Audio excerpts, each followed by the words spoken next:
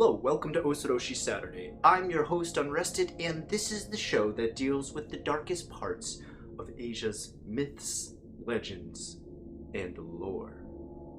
Tonight's story deals with one of the most common jobs that Gaikokujin like myself acquire when they first get to Japan, and that is the job of teaching English, whether it be an ALT job, an international kindergarten, or like tonight's story in a Kaiwa, an English conversation school. In tonight's story, it is a newly opened Eikaiwa in Kobe, and although the innards of the building were refurbished to look completely new, the outside and original structure were very old, and as we will find tonight, very dark in our story, Language Barriers.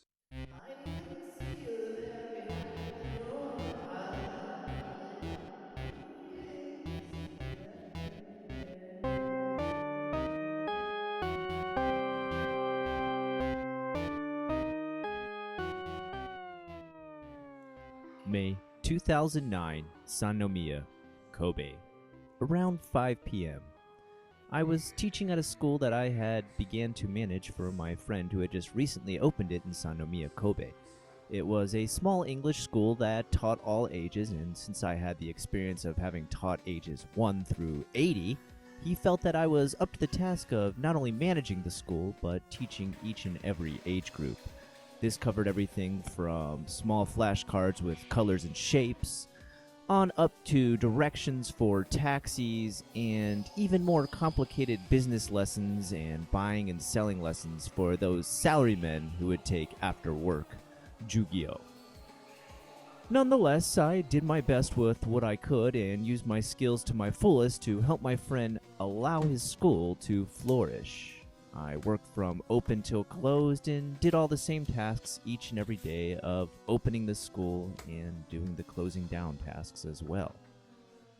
It was on one strange night such as that in which I was closing down the school that a strange sort of thing occurred. It all started with a bit of a strange phone call. That phone call was from a potential student, I thought, so nonetheless, I thought I would keep the school open after hours to allow her to possibly enroll. Unfortunately for me, I would find later that she had no intention of being a student. Hello? I am wondering if I can come into the building and speak with the manager. Sure. We'll be open for another hour, okay? Great. I'll be right over.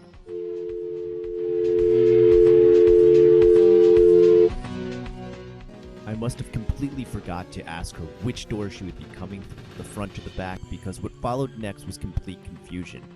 First, I heard a knock on the front door and went there to find nobody. Again, from the back door, another knock. I went there to find nobody as well.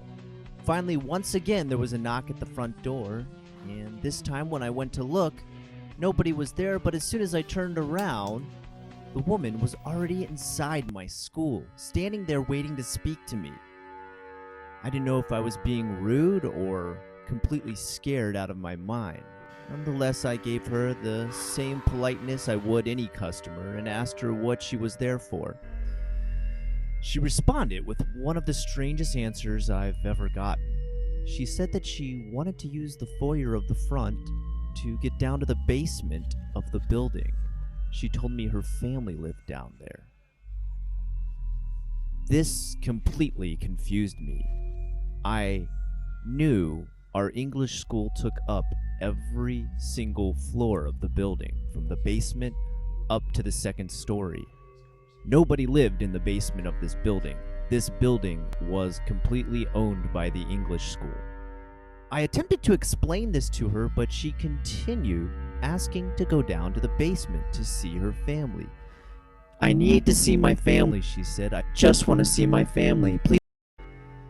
It was starting to upset some of the other staff that were still inside the room, so I asked her if we could take this conversation outside. As soon as I did, she politely excused herself and began walking back down the street and leaving the way she came. I looked after her and wondered if I had just randomly run into either a mad woman walking the streets or if it was some very, very confused old lady. I felt bad for her nonetheless because she seemed as though she dearly, dearly wanted to see someone down in the basement. The next day, I did the only thing I could think to do and called the realtor who had sold us the building. What followed was a discussion over what she had been wearing and what she looked like.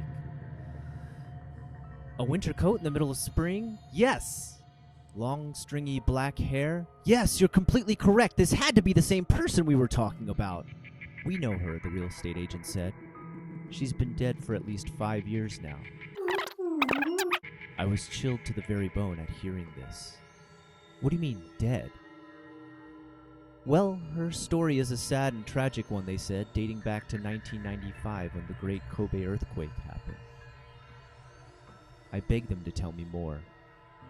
Well, she had been a teenager at the time, and a rebellious one at that, sneaking out in the middle of the night to go to clubs her family had forbade her to go to in the middle of downtown Namba, far from the epicenter of the quake.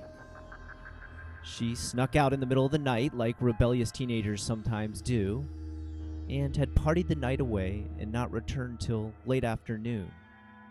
Late afternoon was when the Kobe quake had happened the next day, crushing her house, demolishing the foundation of where her family stayed, killing everyone who lived with her and her very own family. When she returned to the neighborhood, she begged to see them again. She cried at the very foundation and dust that was left over from the house she had once lived in.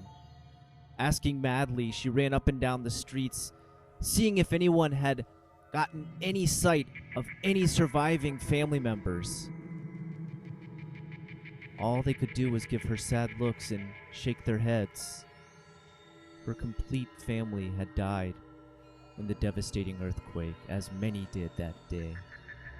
And from that day on, she wandered the streets in madness, begging to see her family one last time, even if it was just their corpses, to kiss their cold, dead lips goodbye.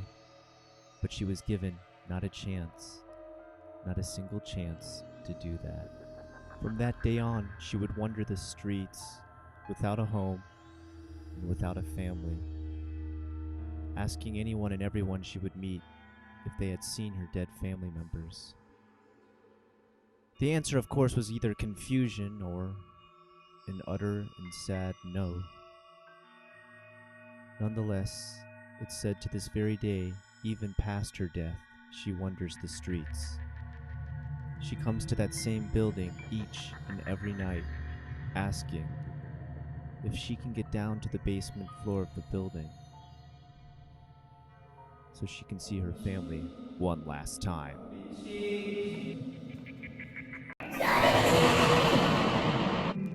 I'd like to thank you for once again joining us here on Osoroshii Saturday with me, your host, Unrested. As always, if you have a story, a picture, a newspaper clipping, or even music, photos, or videos to donate to Osoroshii Saturday, we would be happy not only to use what you have, but to possibly feature it as well. Until next time, be ready for the darkest world your parents warned you about here on Osoroshii Saturday!